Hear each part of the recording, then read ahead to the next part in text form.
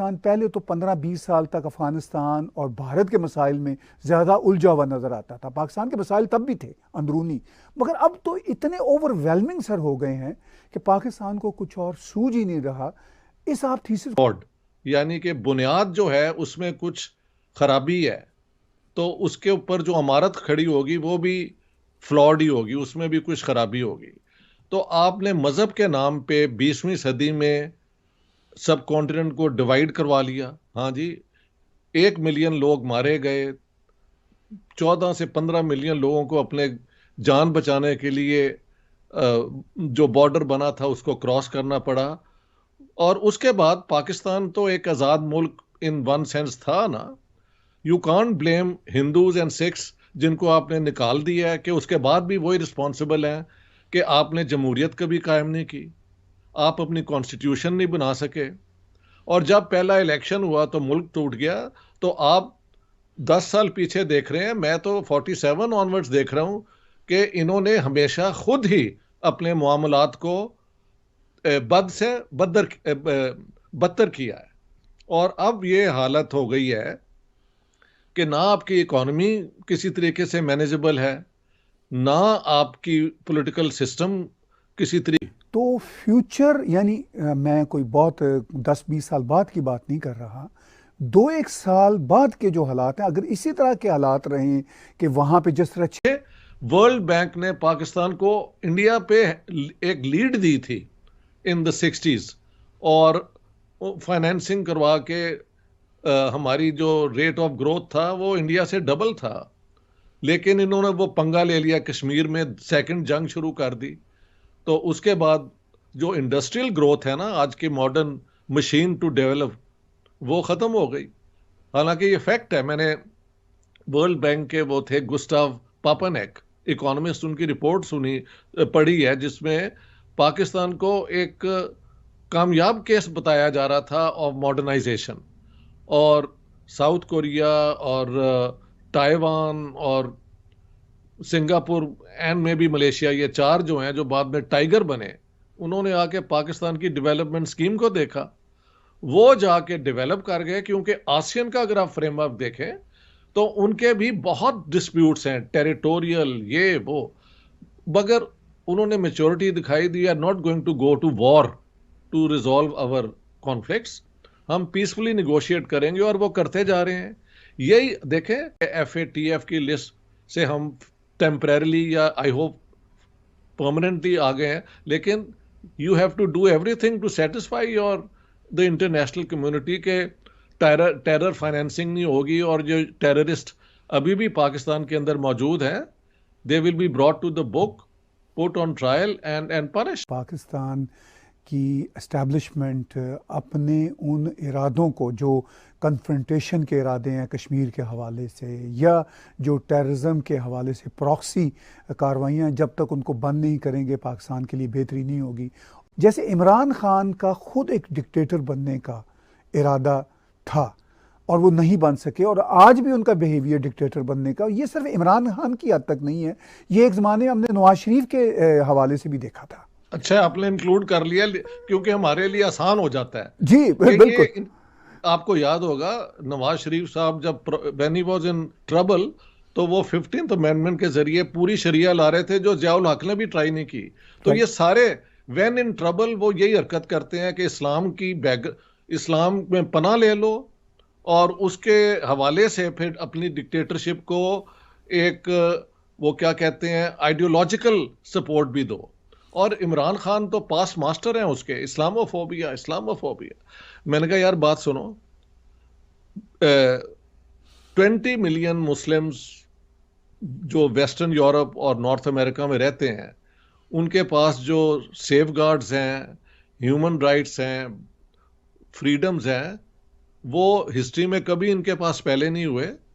और अगर इस्लामोफोबिया का अभी भी इल्ज़ाम है, तो why don't people go back भाई to safe Muslim countries? Why do they want still to come to the West and live here? तो इस किस्म इमरान खान की डिक्टेटोरियल जो टेंडेंसीज हैं वो बहुत ज़्यादा नुमायाँ हो गई हैं, और वो किसी लॉ एंड ऑर्डर, कॉन्स्टिट्यूशन और इसकी जो चीज़ें हैं उसको नहीं मानते। हो सकता है ये फैक्ट हो कि इनका जो रिमूवल है वो इस्टेब्लिशमेंट ने ही मास्टरमाइंड किया जैसे वो कहते हैं। आई आई कैन एक्सेप्ट दैट। तो अगले 2-3 साल में तो ये इस तरह नहीं चल सकता सिलसिला। या तो उनको ये अंदर कर देंगे और फिर रिप्रेशन करनी पड़ेगी, या सिविल वॉर हो सकती है, और उसके बाद पाकिस्तान के टूट जाने के भी चांसेस हैं। Although I hope that never happens, क्योंकि एक पार्टीशन ने इतनी जानें ज़ाया की और इतना दुख दिया लोगों को और इतनी नेगेटिव पॉलिटिक्स प्रोड्यूस की कि एक फर्दर ब्रेकअप इस इलाके का जो है वो तस्वर ही नहीं किया जा सकता। बट ये हो तो सकता है। जी। ना सिर्फ एक सर पार्टीशन हुई बल्कि 1971 में दूसरी पार्टीशन हुई, वो जी, भी बड़ी। मैंने जिक्र किया था हाँ, कि वो भी एक बड़ी दफा खूनी इलेक्शन पार्टीशन। हुआ और पाकिस्तान टूट गया। किन्होंने तोड़ा? भाई इलेक्शन वो जीते हुए हैं, आपने इलेक्शन करवाया था। अगर 6 पॉइंट्स पाकिस्तान की यूनिटी के खिलाफ थे तो इलेक्शन की बुनियाद ही नहीं होनी चाहिए थे। You ban them. आपने इलेक्शन तो होने दिया, बाद में उसका रिजल्ट नहीं माना। You can't blame India for that, और इजराइल, और कभी अमेरिका, कभी कुछ ये करते रहते हैं। तो ये पाकिस्तान की जो रूलिंग क्लास है ये रॉटन है, ये इनकॉम्पिटेंट है, और ये सेल्फ सर्विंग है। ये प्रॉब्लम है सर। जी। और भारत का भी ये कहना है कि भाई वो जो पाकिस्तान एडमिनिस्ट्रेट कश्मीर है उसको किसी मुकाम पे वापस लेके रहेंगे, और पाकिस्तान ये कहता है कि वो जम्मू कश्मीर को लेके रहेंगे। और जम्मू कश्मीर के हवाले से हाँ आपने कहा कि पाकिस्तान ने 4 जंगें लड़ी, एक हाँ, इंच नहीं ले सके, तो एक कैसे इंच ले नहीं सके? बल्कि कुछ इंच हमने लूज ही किए हैं ये 2 दफा की कॉन्फ्लिक्ट में। हाँ राइट। जी, ऐसे ही है। हाँ जी, हाँ तो सर इस सारी सूरत हाल में 75 साल बाद जी। उस रीजन में जब हम नजर डालते हैं तो भारत तो बिलाशुबा तरक्की कर रहा है, आगे जा रहा है। आगे जा रहा है बिल्कुल। भारत का सिर्फ मसला मसला कश्मीर नहीं है। भारत के बिल्कुल और बड़े मसले हैं, वो इंटरनेशनल स्टेज पे प्ले कर रहा है। अब देखिए 2023 में एससीओ का समिट भी वहाँ पर होगा, G20 का समिट भी वहाँ पे होगा, अक़वाम मुत्तहिदा में भी भारत को बहुत बड़ा मुकाम मिल रहा है। पाकिस्तान बिल्कुल। कहाँ खड़ा है? जहाँ से हमने बातचीत शुरू की थी, तो हाँ, पाकिस्तान कहाँ खड़ा है और कहाँ जाएगा? मैंने ये कहा है कि 47 में दुनिया के सबसे बड़ा democratic, secular, inclusive, universal project जो बनाया था महात्मा गांधी, डॉक्टर अंबेडकर, जवाहरलाल नेहरू, अबुल कलाम आज़ाद, मैं इन सबको बहुत अजीम इंसान समझता हूँ। उनकी एक दूसरे से differences apart, but they were all agreed कि India will be for all Indians. हाँ जी, उस प्रोजेक्ट को हमने नहीं माना। इंडिया अपनी डेमोक्रेसी की तरफ चल पड़ा। उसमें कई खराबियां भी हैं, वो भी मैं समझ आती है। पॉलिटिक्स डेमोक्रेसी की, ट्रंप नहीं इलेक्ट हो जाता तो दिस इज पॉसिबल एनीवेयर। लेकिन वो एक सेकुलर कॉन्स्टिट्यूशन है, वो एक डेमोक्रेसी है, इलेक्शन होते हैं और उसके मुताबिक फैसले भी होते हैं सारे, उनके प्रोसीजर्स आउटलाइंड है। उनके फॉरेन मिनिस्टर की परफॉर्मेंस इंटरनेशनल फोरम पे लाजवाब है, जिसका Imran Khan, to quote him, उनको भी तारीफ करनी पड़ी। हाँ जी, ये मानना पड़ता है। तो इंडिया इज अच्छा।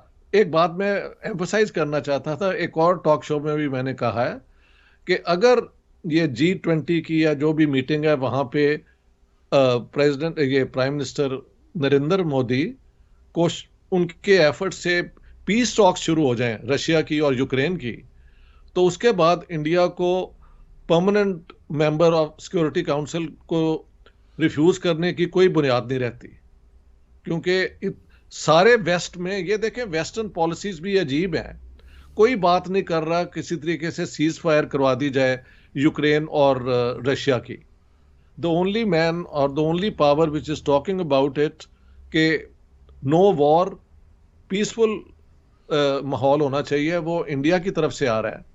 तो अगर इस डिप्लोमेसी में इंडिया फिर बाजी ले जाता है तो how can the world refuse India its status in world powers, in world politics? तो पाकिस्तान तो साइडलाइन हो गया है ना। पहले हम इकोनॉमिक वो जो थी डेमोक्रेटिक प्रोजेक्ट के भी ऑप्टेड आउट। अब जब 1990 से इंडिया की इकोनॉमी ग्रो कर रही है तो हमने अपनी इकोनॉमी का सत्यानाश कर दिया है आइडियोलॉजी की बुनियाद पे। हाँ जी, तो that we are the losers the second time. तो ये पाकिस्तान की अपनी इंटरनल जो है ना मेल फंक्शनिंग, उसका रिजल्ट है। इनका कोई विजन नहीं था, ना जिन्ना साहब का कभी कोई विजन था, ये कहना चाहिए। उनका सिर्फ एक अपना कमिटमेंट थी टू ब्रेक अप इंडिया, और वो मैंने अपनी किताब में प्रूव किया है। He was without a vision, इसीलिए जिन्ना साहब को जो चाहे आदमी उनकी कोई ना कोई बात कोट कर देता है। कोई कंसिस्टेंट उनकी अप्रोच नहीं थी। 11th अगेंस्ट अगेन अगस्त की स्पीच पे किसी दिन हम बात करेंगे, जी जी क्योंकि वो अपनी जगह एक टॉपिक होना चाहिए। जी बट बिल्कुल। He had no vision.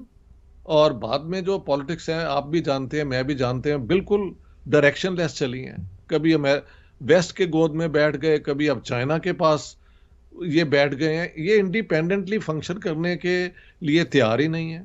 मैं कहता हूं पाकिस्तान फॉर पाकिस्तानीज, और पाकिस्तान की जो रूलिंग क्लास है उसको अपनी करप्शन को रोकना पड़ेगा और अवाम की खिदमत की तरफ आना पड़ेगा। अभी तोशा खाना में आप देख लेना, इमरान खान जो है वो घड़ी बेच के तो पैसा रख लेते हैं। Narendra Modi gives all the money के वो लड़कियों की और औरतों की एजुकेशन। तो अब इसको आप क्या कहेंगे? ये कंटेम्प्रेरीज है ना, both were in power at the same time. Toshakhana is the same thing. दोनों के अमल आप देख लें, आपके सामने है। और इमरान खान बाकी करप्ट लीडरों की तरह शायद इतने करप्ट नहीं है, लेकिन उनकी करप्शन भी तो अब प्रूव हो गई है ना, मोरलेस। अब वो जो मर्जी कहते रहे, लेकिन उनकी मॉरल हाई ग्राउंड अब उनके पास नहीं है कि वो जो मिस्टर क्लीन थे। यार ये घड़ी बेच के वो और पैसा रख लेना, ये कहां अकल की बात है? ये हवस है, ये हवस है। This is greed, that's all.